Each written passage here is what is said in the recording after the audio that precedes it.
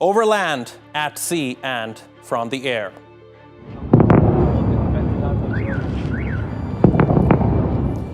Russia has attacked Ukraine with missile strikes and tanks. Roads out of Kiev are gridlocked as people try to flee. Condemnation of Putin has been swift and sharp, but is this a battle Ukrainians will be left to fight on their own? I'm Jafar Hasnan, and today's newsmaker is the Russian attack on Ukraine.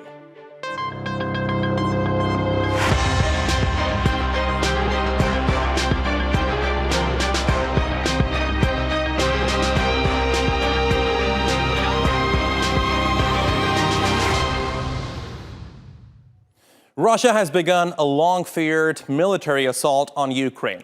It started before dawn on Thursday morning with the shelling of several cities across the country.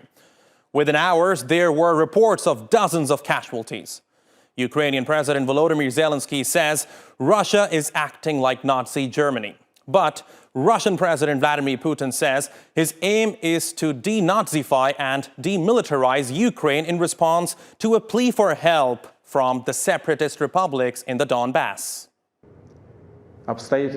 Circumstances require us to take decisive and immediate action. The People's Republics of Donbass approached Russia with a request for help. In this regard, in accordance with Article 51, Part 7 of the Charter of the United Nations, with the sanction of the Federation Council, and in pursuance of ratified treaties of friendship, cooperation, and mutual assistance with the Donetsk People's Republic and Luhansk People's Republic, I made the decision to hold a special military operation. Its goal is to protect the people that have been subjected to abuse, genocide from the Kiev regime for 8 years, and to this end we will seek to demilitarize and denazify Ukraine and put to justice those that committed numerous bloody crimes against civilians, including Russian nationals. In Kiev, Ukrainian President Zelensky tried to rally his people, calling for calm, saying international support was on its way. I address every Ukrainian who is now staying on Ukrainian land. Let's not panic. Let's do everything that is needed to support the armed forces of Ukraine. I address all Ukrainians who are currently abroad. We need your support too. You are a powerful force. You are a united force, and you proved it many times before. We need you now very much. I talked to Biden, Johnson, Charles Michel, Duda, Norsieda. We're creating an anti-Putin coalition. I've already called on world leaders to impose all possible sanctions against Putin, start full-scale defense support, close airspace over Ukraine for the aggressor. Together, we must save Ukraine, save the democratic world. We will do it. Glory to Ukraine. And in a surprising move, President Zelensky made a direct appeal to the Russian people. I know that they won't show my address on Russian TV, but Russian people have to see it. They need to know the truth. And the truth is that it is time to stop now, before it is too late. And if the Russian leaders don't want to sit with us behind the table for the sake of peace, maybe they will sit behind the table with you. Do Russians want the war? I would like to know the answer. But the answer depends only on you, citizens of the Russian Federation. NATO Secretary General Jens Stoltenberg issued a somber warning about the potential fallout across Europe. This is a grave moment for the security of Europe. Russia's unjustified and unprovoked attack on Ukraine is putting countless innocent lives at risk. With air and missile attacks, ground forces and special forces from multiple directions, targeting military infrastructure and major urban centers. This is a deliberate, cold-blooded and long-planned invasion. Despite its litany of lies, denials and disinformation, the Kremlin's intentions are clear for the world to see.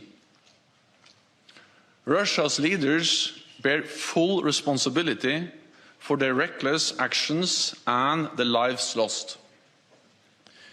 NATO allies condemn Russia's invasion of Ukraine in the strongest possible terms.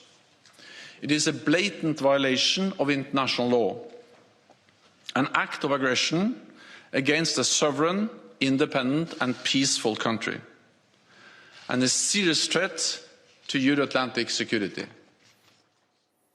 Now, a key NATO power just on the other side of the Black Sea from the conflict is Turkey, which also maintains close ties with Russia.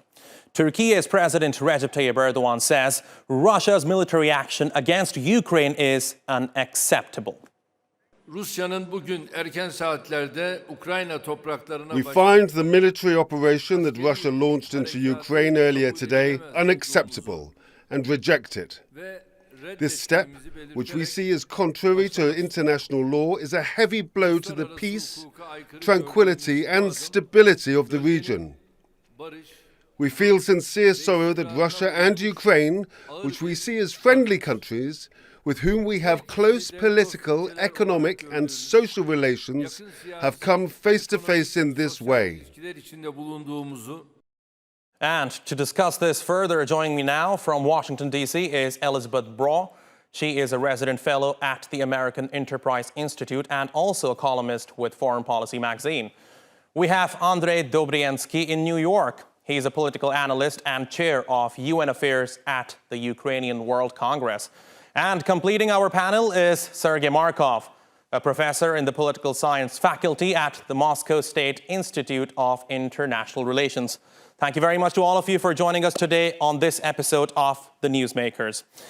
Now, I have been covering the standoff between Ukraine and Russia for over 3 months now. Yes, there were threats of a possible Russian incursion of Ukraine. But now those threats have turned into a reality. Sergey, I would like to begin with you. Not long ago, your president recognized the so-called Republic of Donetsk and Luhansk as independent. Today, President Putin launched an attack on Ukraine. Tell me, where does Putin stop?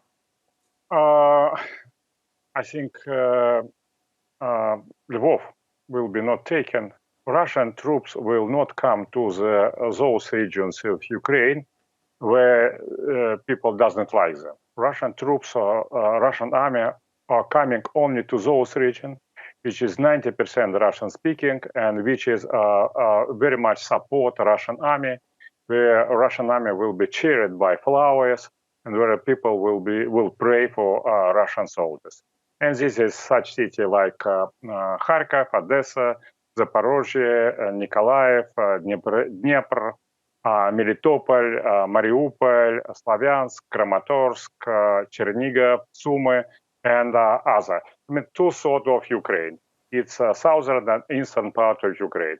I already mentioned many times on your TV channel that in Ukraine we have no independent government. We have puppet regime led by United States and use neo-Nazi groups as methods for the terror against own citizens. Now the citizens will be protected. About the Kiev is a strange case.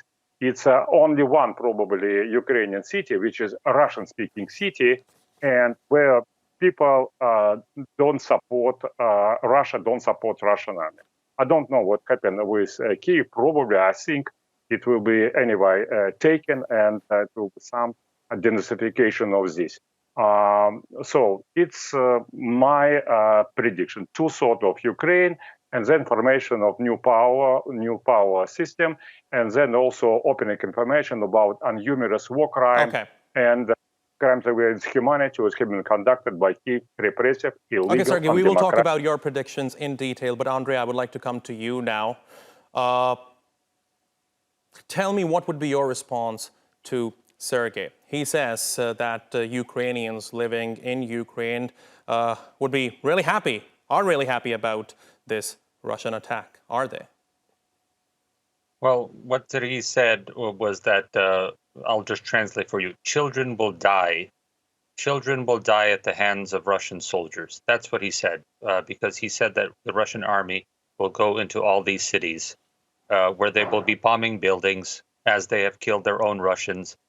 And so it's quite horrible to have a Russian citizen, ask for more horror.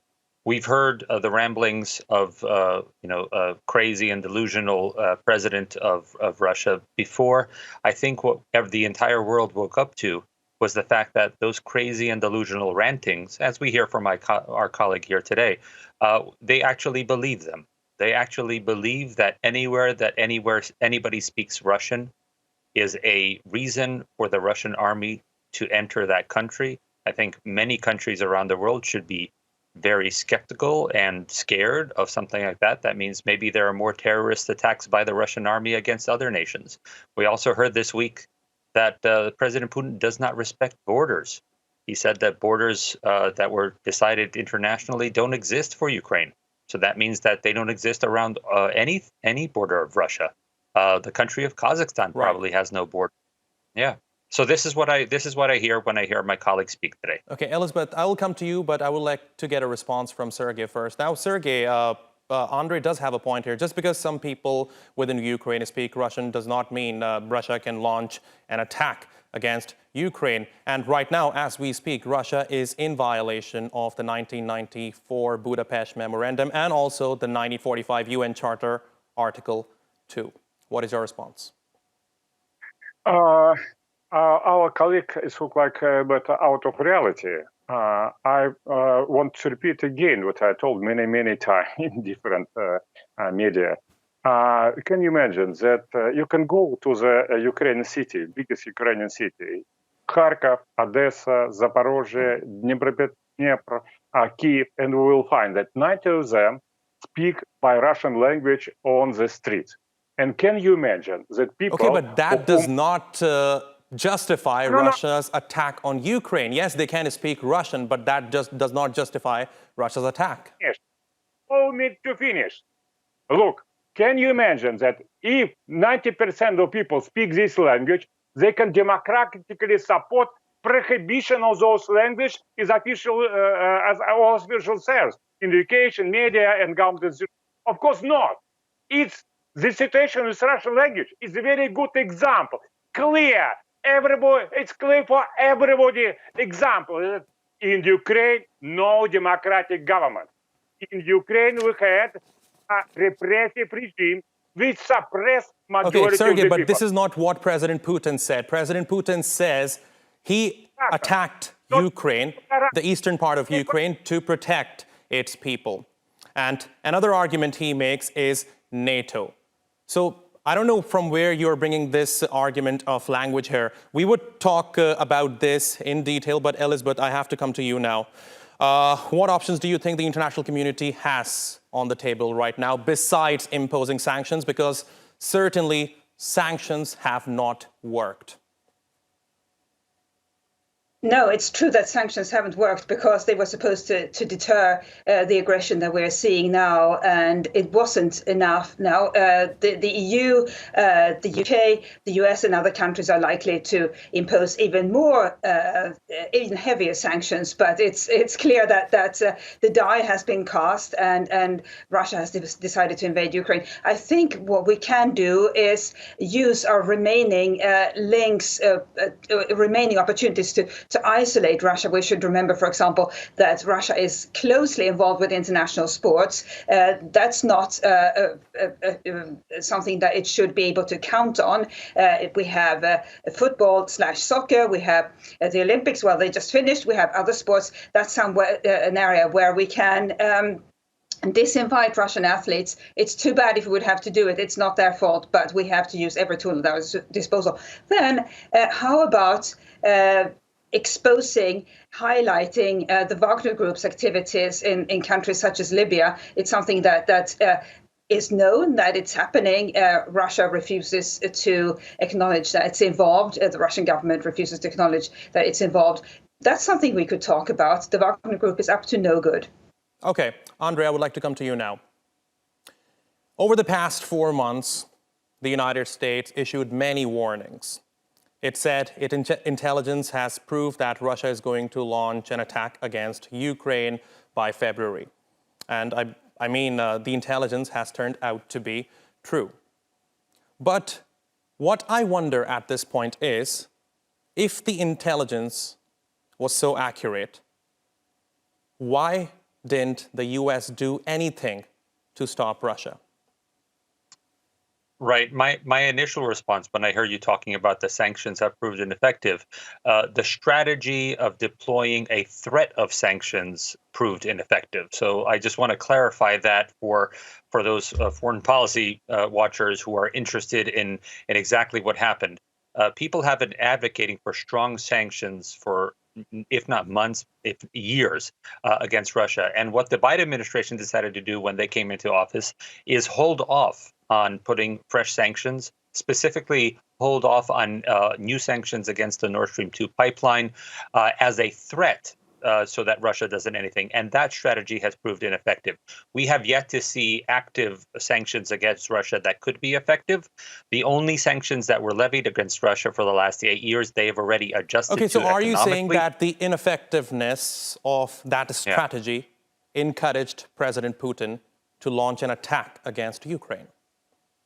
I say that the ineffectiveness of a threat, it was clearly not something that he valued or could care about. The sanctions could actually do something against him if we target his financial holdings. However, that's something that hasn't been done now. And up until the point that he finishes occupying all of Ukraine, it could be possibly that only then will the sanctions, the newly imposed sanctions, actually he and his inner circle feel them. So it's a matter of timing. The Russian president said, "I'm going to act now, try to get control over all Ukraine," but he will not because they will fight for every inch. And until that point, he might occupy as much territory as possible before the sanctions actually hit. And that's a problem. Okay, I just want to pick up on one of the points you made, occupying all of Ukraine. Let me put it to Sergey. Sergey, does President Putin want to occupy all of Ukraine? I don't know. First of all, it will be not occupation, but liberation of Ukraine, which is deriving from the policy of governmental terrorism of Kiev illegal repressive regime is first. Secondly, I don't think that Russian army will go to the western part of Ukraine. Western part of Ukraine is 25% of population and maybe 35% of the territory. And on the western part of Ukraine, people doesn't like Russia. And that's why Russia will not come Sergey, to them. if I may interject here, now you say it wouldn't be occupation, it would be liberation. If it is liberation, then why is the Ukrainian army fighting back? It's exactly the point. Ukrainian army don't fighting. Only few group of neo-Nazis is fighting. But now Russia crashing aviation of Ukraine, and according to our information, Ukrainian army doesn't want to fight. I can remember you that in Crimea, 87% of Ukrainian army took Russian side. Now we expect that also almost half of the Ukrainian army will take Russian side. Now, of course, they have, hesitating. It's the officers also in difficult situation, but mostly important that Russian army come to the Ukrainian territory, and now they still have no fighting. Some fighting also only on Donbass, where former Ukrainian people from Donetsk and Lugansk fighting against actual Ukrainian citizens of Ukrainian army, but against Russian army, Ukrainian soldiers don't want to fight. Okay, Elisabeth, I would like to come to you now. Certainly the situation is dire. It hasn't even been 24 hours, and it's already more than 40 Ukrainian soldiers have been killed. Dozens more have been injured. Tell me, what is Europe bracing for?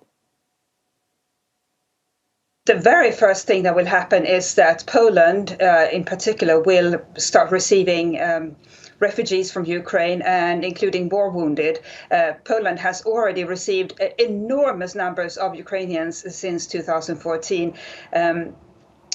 Those numbers will continue to grow dramatically, and Poland has made preparations to receive them. So credit to Poland for thinking ahead, for making a realistic assessment of what was likely to happen, and that has now happened. Then we should really watch for any signs that Russia plans to expand its aggression to the rest of the country. It seems a little bit unlikely that it would stop at a random point of Ukraine. Yes, there are linguistic differences, but it seems unlikely that Putin would commit himself to half a war. Right. Also because it's difficult to stop something, stop an invasion once you have set it in motion. So there could be, I think, more significant fighting than even he had calculated there would be, including more significant resistance by the Ukrainian side, which I think is where his real miscalculation is. Okay, Andrij. Now, looking at the political statements, this is a war that no one wants, yet it is happening. I have been closely following the statements coming out of the European Union and many other Western countries, and all have said that what happened today is terrible. But we haven't seen anything concrete coming from West yet. So tell me, in your view, what should the West do? There are several things. First, there are concrete things that the West has done in terms of sending supplies to Ukraine. There have been tons upon tons of material sent to Ukraine to help Ukraine's army. That's not just from the United States. It is from the United Kingdom, from Canada, from our Baltic allies, from Poland. But Andrij, realistically speaking, is that enough to fight Russia's military might? It will keep on coming. And also, even more powerful than that are the European diplomats and politicians who are currently in Ukraine, especially the diplomats and leaders of the Baltic nations, whether it's Lithuania, Estonia, or Latvia, who are physically on the ground in Ukraine. As the great John McCain went to Ukraine during the Maidan to ensure that force wasn't done against the Ukrainian people if he was there, the same thing, these brave people are in Ukraine, saying that if you want to trample the rights of our neighbors, you will have to trample me. And I think that is the strength of solidarity you see from some of Ukraine's strongest allies. Okay, Sergey. Now, I watched President Putin's speech that took place earlier today, and there were two things that struck me. Number one, he warned the Ukrainian army that if they do not surrender, they will face consequences that they have never seen before. Number two, he said Russia is ready for any outcome. So basically, President Putin is ready for the Russian economy to be completely destroyed, isn't it? Russian economy will not completely destroy. Russian economy is quite big. Now, in fact, will be Russian economic zone will include additionally 10 million Belarusians and 25 million of Ukrainians. And Kazakhstan, so which have been saved by Russia, as you know, in the January of this year. And so it's a big economy enough. Also, we have very friendly in other countries. Okay, you say it's a big economy, but since the annexation of Crimea, the Russian GDP per capita went down by 35%. It's fell down, but then it's step by step now almost the same as before. Of course, it's not good. We prefer to have economic growth, and we should probably change our economic position, but it will be absolutely not a catastrophe. But also, what would be catastrophe? What would be catastrophe? If we will allow, continuation of Nazification of Ukraine and militarization of Ukraine, information anti-Russia from Ukraine, and then this anti-Russia could be put on by United States to the Russia for the big bloodshed as we expect. Sergey, are you not concerned? Are you not concerned that this incursion might completely isolate Russia in the international arena? No, because we'll be isolated only from United States and those who subordinate and partners of United States. I think that China and India and in other countries, including Turkey, they will cooperate with us and we will develop new, better world. Okay, Andrij, I would like to come to you now. Given the current circumstances, what do you think is likely to happen next? Well, just allow me to reply to what was said earlier. Sure, but be very brief. Yeah. Just to underscore the fact when Kazakhstan was mentioned, the fact that Russian mercenaries were sent at the request of the Kazakhstan government to shoot unarmed protesters, and this was a demonstration of Russia's military might. I think this shows the cowardice of the Russian leader right now in terms of attacking undefended positions first and foremost, and then claiming to have the will of the Ukrainian people. It's a lie. All right. Unfortunately, we are out of time, but I would like to take this opportunity to thank all of you for joining us today on this episode of The Newsmakers. And thanks for watching. You can follow us on Twitter @_Newsmakers, and be sure to subscribe to our YouTube channel. I'm Jafar Hasnan. See you next time.